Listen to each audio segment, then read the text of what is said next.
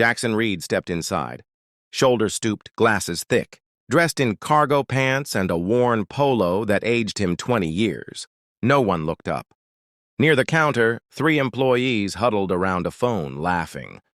Troy, one of them, glanced briefly at Jackson before returning to the screen. Jackson shuffled toward the laptop section, eyes scanning the shelves. He stopped at a gaming model, a sign below reading, 849s today only. "Excuse me, young man," Jackson said, voice soft and hesitant. "Could I get some help?" Troy sauntered over, hands in his hoodie pocket. "Yeah, what do you need?" "For my grandson," Jackson said, pointing at the laptop. "He's 16, needs it for school and games." Troy barely glanced at the tag. "That's my $400, best deal we got." Jackson blinked, looked at the sign again. "It says 8 and 49s. Troy shrugged. "Sign's wrong." Price went up. "Happens all the time." Jackson sat at his desk, tie loosened, the hum of the AC filling the quiet office. Spreadsheets glowed on his monitor. Store 4 down 12%. Store 7 down 18%, 2/4 of decline. Customer feedback tabs were open. Words like rude staff and felt ignored glaring back. He leaned back, jaw tight, one hand on the mouse, the other pressing his temple. Store 7 was personal. His father, Martin, had opened it first. He opened a drawer, pulling out a faded photo. Martin stood in front of Store 1, arm around a young employee, smiling with a warmth that couldn't be faked. Jackson remembered the smell of that store, the way his father knew every employee's name, their birthdays, their lives. "Respect isn't given from a title," Martin used to say. "It's built from the floor up." Jackson's eyes flicked to the reports. The stores weren't just losing money. They were losing everything his father stood for. He scribbled 2 numbers on a notepad, 4 and 7, circling them. No more excuses. No more filtered reports. He needed to see the truth himself. He scrolled his contacts, tapped a name he hadn't called in years. "Diane," he said when she answered. "You still work with theater wardrobe?" She laughed. "What's the role?" "An old man, slower than me, glasses, cargo pants. The kind no one notices." The next morning, Diane arrived with a suitcase, thinning wig, fake age spots, slouched jacket, thick-rimmed glasses. "You sure about this?" she asked, adjusting the frames on his face. "You're the CEO. That's why I need to see it like they do," Jackson said. In the mirror, a stranger stared back, older, softer, invisible. Diane handed him a folded receipt. "Buy something cheap, blend in. No one trusts a shopper who asks too much." Jackson nodded. Tomorrow he'd walk into his own store, alone, unrecognizable. In his garage, Jackson slipped on the cargo pants, loose and awkward. The wig felt heavy, the glasses heavier, shifting how he saw the room. He practiced his walk, slower, knees stiff, shoulders rounded. "Excuse me, son," he mumbled, voice worn at the edges. "Looking for a laptop for my grandson." He repeated it, refining the drawl. The man in the mirror wasn't sharp, didn't command rooms. That was the point. He zipped the duffel and exhaled. He wasn't going in as the man in charge. He was going as the one no one noticed. Store 7's doors slid open. Bright lights, polished floors, gleaming screens. No one looked up. 2 employees leaned against the accessories counter, one scrolling a phone, the other watching a video. A third tapped a pen at the service desk, eyes on a screen. Jackson paused, adjusting his glasses, scanning the space like someone lost. No greeting, no eye contact, no, "Can I help you?" For a moment, he didn't feel like a CEO in disguise. He felt like an old man in the way. He moved to the laptop aisle, stopping at the same gaming model. The tag still read $849 today only. Troy strolled over, chewing gum, phone still in hand. "Need something?" "This one," Jackson said, pointing. "For my grandson. Plays games, does schoolwork." Troy nodded. "Good one. 1,400. Jackson squinted. "Says 849 here."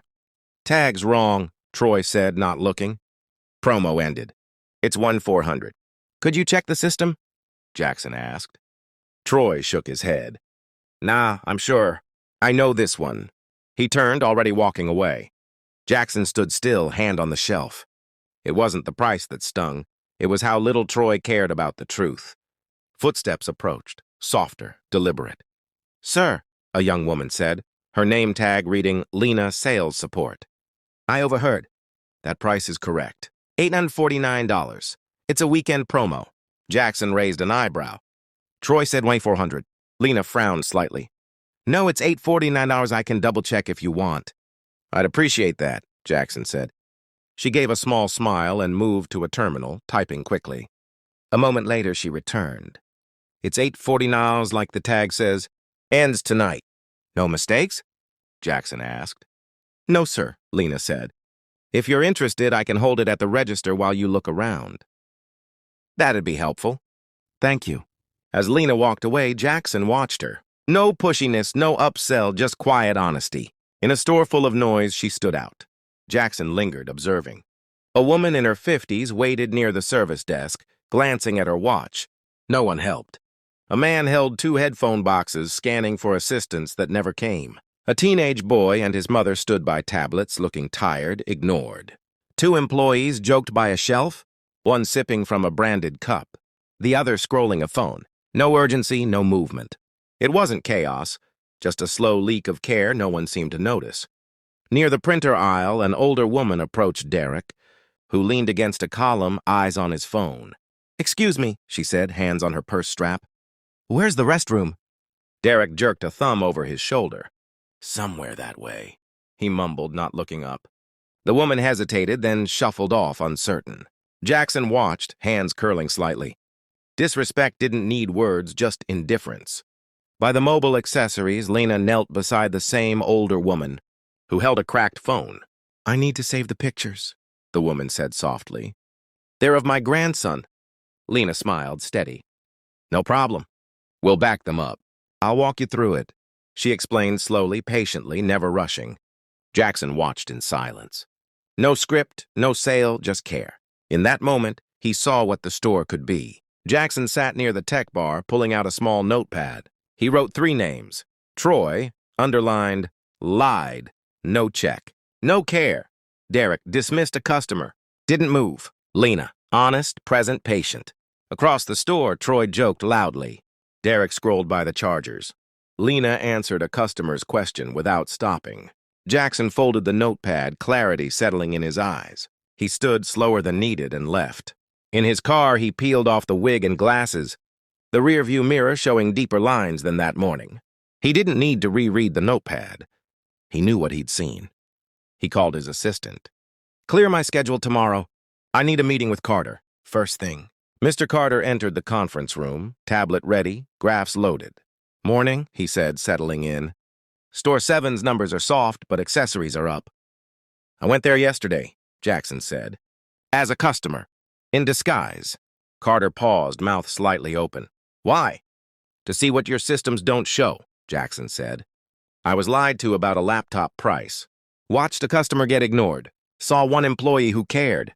Carter shifted. I monitor KPIs weekly. Conversion rates are stable. Jackson slid a printed review across the table. No one spoke to me. I left without buying. Another felt like I was bothering the staff. Carter swallowed. Outliers happen. Outliers? Jackson said. I was told an $849 laptop was $2,400. No scan? No apology. I didn't see that in the reports, Carter muttered. That's the problem, Jackson said. You watch numbers. I saw people. He turned his laptop, showing muted footage, Troy scrolling, ignoring a customer, Derek vanishing into the stockroom for 11 minutes. A woman left confused by headphones. This is what I saw, Jackson said. Time wasted. Customers ignored. Carter exhaled. It's not ideal, but maybe they were short-staffed. It was a regular day, Jackson said. You're managing numbers. I'm leading people. KPIs don't show who lies or ignores a customer. I need better decisions on the floor. I'll talk to the team, Carter said. No, Jackson said. I will. Jackson stepped into store 7 the next morning. No disguise, just a black polo and jeans. Troy glanced up from the register, eyes narrowing but not placing him. Derek chatted by the accessories, oblivious. Jackson approached the service desk. Is Lena in? She's on break, the woman replied. Back in 10. Jackson nodded, waiting. The assistant manager called Troy and Derek to the back office. They entered, Troy chewing gum. Derek loose-limbed. Both stopped short when they saw Jackson. "Have a seat," he said. They stayed standing. "Do you recognize me?" Jackson asked. Troy squinted. "You're the laptop guy." Jackson nodded. "And the name on your paycheck?" "Jackson Reed, owner of this company." The room went cold. Derek shifted. Troy's face tightened.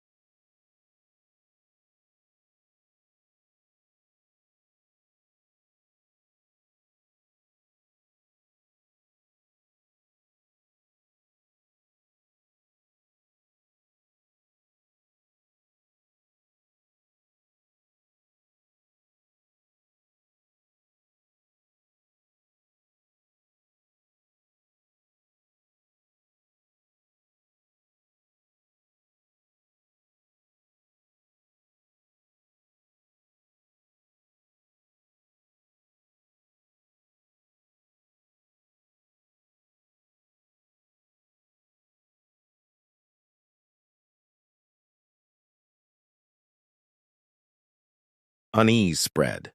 "You want fairness?" Morgan said. "Start with effort. Show up when it's hard." Lena watched her team. Guilt, tension, challenge. Morgan walked away. The point landed. After hours, Lena sat at the service desk, legal pad open. Jackson pulled up a chair. "We need a deputy," he said. "A builder, not a babysitter." Lena nodded. "Someone who sees ahead. Daily check-ins, rotating leads, mentors. You hiring them or becoming them?" Jackson asked. She smiled faintly. "Both. Write what you need," he said. "Not skills, values." Lena wrote, "Listens without ego. Teaches without flex. Stays when it's messy." "You're building what should have been here all along," Jackson said.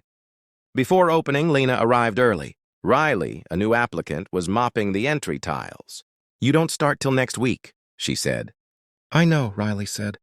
"If I'm leading, I'll earn the ground I stand on." The floors gleamed. "You don't need to impress me," Lena said. "I'm not," Riley replied. "The store deserves better." Jackson entered, coffee in hand. "Who gave you the mop?" "No one," Riley said.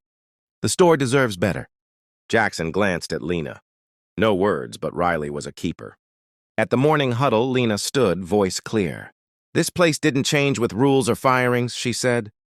"It changed because some of you chose better, kinder, more present." Jason nodded, Nah smiled. Riley stood at the back, engaged. "A store grows from people who do the right thing when no one's watching," Lena said. "That's who we are now." Jackson watched from the break room door, unseen. He walked away. The right person was leading, and Store 7 was moving forward.